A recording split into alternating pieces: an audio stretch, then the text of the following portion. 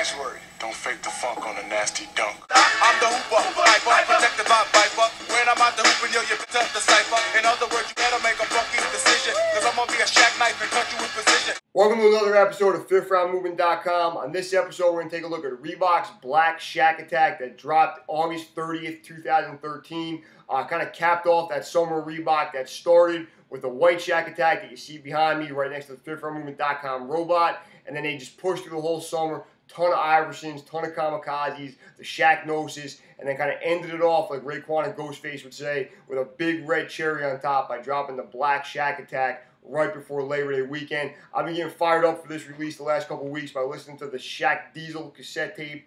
I got mine at Rare Breed Footwear in Red Bank, New Jersey. Great sneaker store, especially for Reeboks. And packaging-wise, Reebok really didn't do anything, to use a cliche, outside the box. They just kind of left it regular Reebok box, nothing real special there. All right, so let's get a look at the shoe. Obviously, predominantly black upper, hence the name, the Black Shaq Attaq. Comes with that keychain again. It came with the white ones, that real cool Shaq logo that we'll talk about in a second. And we start at the bottom and work our way up. We're looking at a predominantly black outsole. I think that's really cool. Kind of kept it simple and basic. Going to stay clean for you, which I like a lot. Underneath that, we have a carbon fiber plate. Now, most people attribute that to coming out with the Jordan 11, but that shoe came out in 95, which everybody knows. This shoe dropped in 93. This is the 20th anniversary of it. So this is my first knowledge of a carbon fiber plate. Supposedly it's really good for performance, wards off injury, and will extend your career. So hopefully by rocking these, I'll be able to keep talking wild on the internet for a couple more years than I would without it. Kobe on my taste. Everybody, Kobe on my taste. We got that predominantly black upper. Again, really nice leather used again. I always say when Reebok retros a shoe, they pretty much retro exactly what you remember. Nothing different on this one.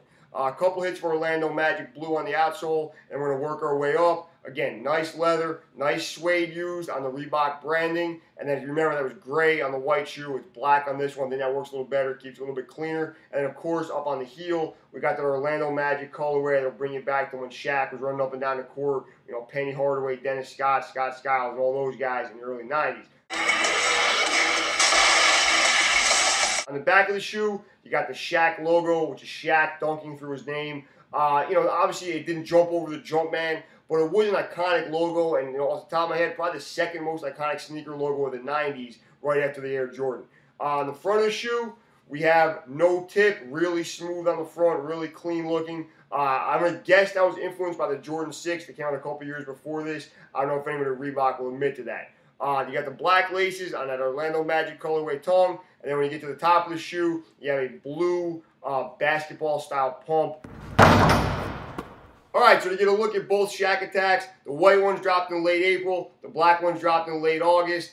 Personally, as far as which one I like better, I think it's kind of a draw. I like the white ones better if I'm, going out somewhere. I want people to really look at my sneakers and be like, hey, look what I'm wearing. I like the black ones better for day to day. They're not as flashy, if you will. They're going to stay a little bit nicer just based on the colorway and that they're predominantly black. And I think they're both great shoes. Both great shoes to wear, and both look great with a ton of different outfits, ton of different colors. And we don't really see a ton of shoes come out with this kind of Orlando Magic blue color on them, so I think that's really cool. So that's going to wrap it up for this episode of FifthRoundMovement.com. I'm going to go find a yellow Sony Sports Walkman to listen to my Shaq Diesel cassette tape in.